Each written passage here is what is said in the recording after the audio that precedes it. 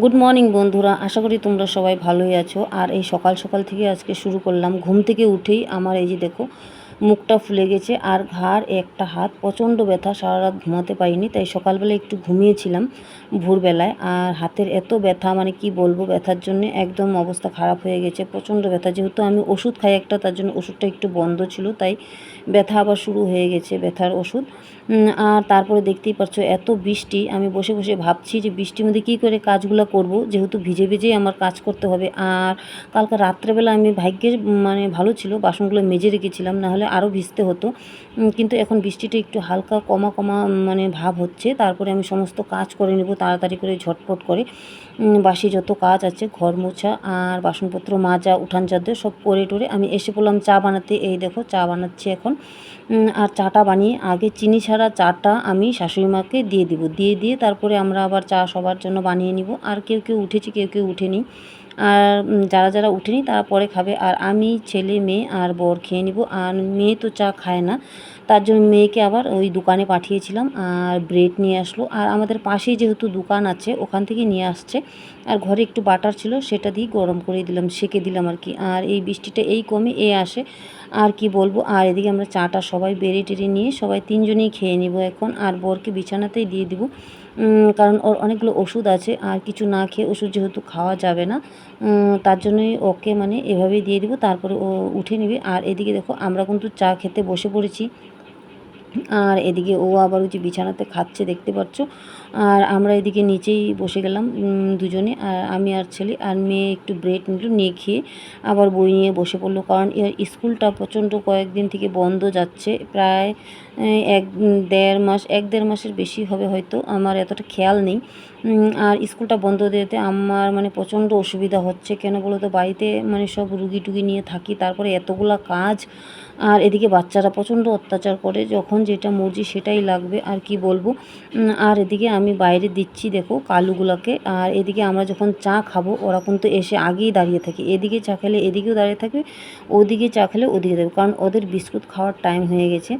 কারণ সকালবেলা উঠে আমরা যখন চা খাই, তখন ওরা বিস্কুট খায়, যেহেতু ওরা মানে চা খেতে পারবে না, বিস্কুটটাই খায়। আর মেরি বিস্কুট ওদেরকে দিতেই হবে প্রত্যেক দিন, না দিলে ওরা প্রচণ্ড চেঁচামেচি করবে। আর দেখো ওরা কিন্তু খেয়ে আবার চলে গেলো ওই যে পিছনে একটা ছাপড়া দেখতে পাচ্ছ, ওই ছাপড়ার নিচে, কারণ বৃষ্টিতে ভিজে যাবে, ওরা নিজেরাও জানে, তার জন্য ওরা খেয়ে আবার ওদের টাইম মতো ওরা আসবে, আর এসে আবার বিস্কুট খেয়ে ওরা আবার চলে যাবে।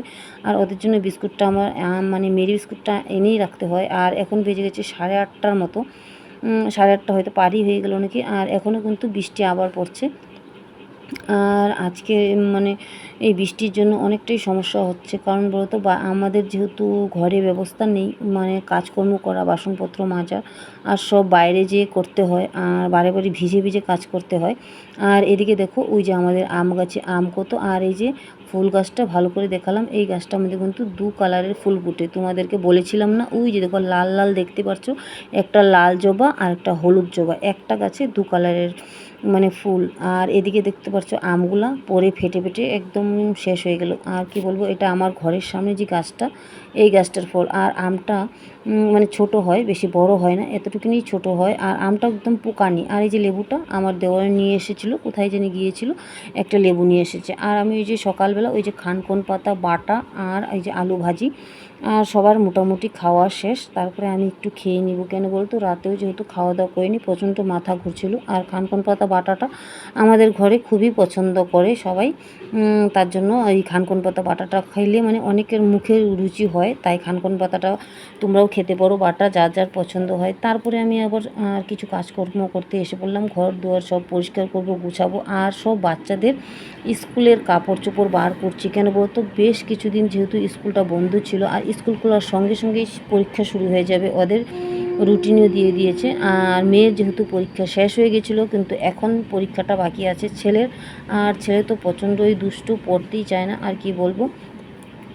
আর ওকে নিয়ে একটু সমস্যা। আর স্কুলটা বন্ধ দিতে মানে আমাদের অনেকটাই সমস্যা, কেন জানোই তো আজকালের বাচ্চারা মোবাইল ছাড়া কিছুই বুঝে না। আর দুটা বাচ্চা যেহেতু বাড়িতে থাকে, আর ওরা সবসময় মোবাইলটাই মানে কালেকশনটা করতে চায় বেশি, মোবাইলটাই দেখতে চায় বেশি। আর মোবাইলের আকর্ষণটা বেশি ওদের, মোবাইল না হলে টিভি, একটা না একটা নিয়েই থাকবে।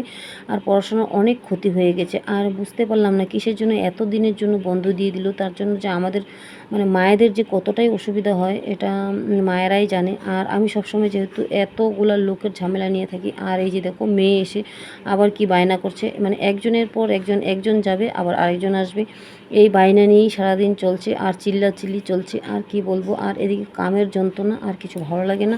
আর কি বলবো, ওকে বোঝাচ্ছি যে তুমি বড় হয়েছো, তুমি এত বায়না করলে হবে না। আর আমি তো দেখতেই পারছো এত কাজ, যেহেতু ওদের বায়নাটাও একটা সম্ভব, কারণ এতদিন থেকে ওরা বাড়িতে আছে, আমি কোনো জায়গায় নিয়ে যেতে পারিনি।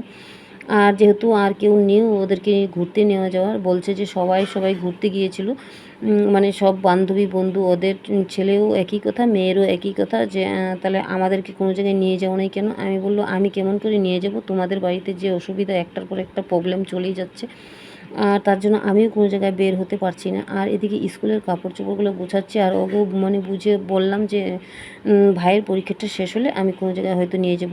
আমাদের যেহেতু 2-3 জায়গায় যাওয়ার কথা ছিল, যেহেতু আমি সচরাচর কোনো জায়গায় যাই না ঘুরতে, আমারও মনটা সময়তে অনেকটাই খারাপ লাগে যে আমি কোনো জায়গায় যেতে পারি না। সবাই ঘুরে আনন্দ করে ফুর্তি করে বেড়ায়, কিন্তু আমি পারি না।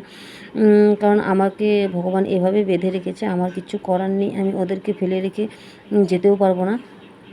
আর যাই হোক, মেয়ে যেহেতু কি বায়না করছে ওটা বুঝিয়ে দিলাম। আর এই দেখো আমি কিন্তু স্কুলের কাপড় চোপড় সব গুছাচ্ছি, স্কুলের সব কাপড় চোপড় বার করলাম, বার করে দেখি প্রচুর শার্টে ভরে গেছে। আর এই শার্টগুলো সব আমি শুকেচের ভিতরে ঢুকিয়ে রেখেছিলাম। আর কিন্তু প্যান্ট একটাও পেলাম না ছেলের। আর মেয়ের ড্রেস, ছেলের ড্রেস অনেক কয়েকদিনই মানে অনেকটাই ছোট হয়ে গেছে, এখন আবার নতুন করে বানাতে হবে। তারপরে আবার চলে আসলাম রান্নাঘরে কিন্তু অনেকক্ষণ আগে এসেছি আমি যেহেতু। আর এই দেখো মাগুর মাছ, এই মাছটা কাটতে কিন্তু সবাই পারে না, আমিও পারতাম না, কিন্তু মাছগুলো ডিম হয়ে গেছে, যেহেতু বর মাছ এনেছিল 2-3 দিন হয়ে গেছে, মাছটা আমি রান্না করিনি আজকে। আর দেখো কেমন করে কেটেছি, আমি কিন্তু সেভাবে মাছ কাটতে পারি না, কিন্তু চেষ্টা করেছি কাটার জন্য। আমি মাছটা কাটার মধ্যে একটু কমজোরি। আর সব যে কাজই করতে বলো আমি সব কাজই দৌড়ে করে ফেলবো। আর যেহেতু আমার কাজগুলো সব মেশিনের মতন করতে হয়, আর মাছগুলো কেটে ধুয়ে একদম সুন্দর করে এসে মানে নিয়ে আসছি। আর মাছটা কাটার পরে শরীর দিয়ে আষ্টে গন্ধ করছিলো, তাই শরীরটা আবার ধুয়ে কাপড় চোপড় পাল্টে আসলাম। কারণ এইগুলো মাছ যেহেতু ছিটে প্রচণ্ড, মাগুর মাছ। আর এই মাছটা বাচ্চারা খেতে চায় না, তাই আজকে জোর জবরদস্তি করে একটু খাওয়ানোর চেষ্টা করব। যাই হোক, আর এখন আমি আলু সিদ্ধ কিন্তু করে রেখে দিয়েছি, আলুগুলো সুলে নিব আর মাছগুলোও ভেজে নিচ্ছি। আজ তোমাদেরকে একটা জিনিস দেখাবো আমি কিভাবে মাগুর মাছের ঝোলটা করি, তোমরাও কিন্তু রান্না করতে পারো, খুব টেস্ট হয়। কিন্তু হালকা মশলা দিয়ে, আমরা মাগুর মাছের ঝোল সবসময় হালকা মশলা দিয়ে রান্না করবে, তাহলেই মাছটা টেস্ট হবে। আলু সিদ্ধ করে রান্না করব, আলু সিদ্ধ করে রান্না করলে টেস্ট হয় বেশি। যাদের সুগার আছে তারা ওটা অন্যরকমও করতে পারো, ওই কাঁচা কলাও দিতে পারো, পেঁপেও দিতে পারো, এই জিনিসগুলোই মানে ওই মাগুর মাছে মানায়, আর অন্য কোনো সবজি মানায় না। হয়তো কাঁচা কলা, হয়তো পেঁপে, না হলে হয়তো আলু, এই 3টা জিনিসই সবজি বেশি মানায়। তার জন্য আমি আজকে আলু দিয়েই করব।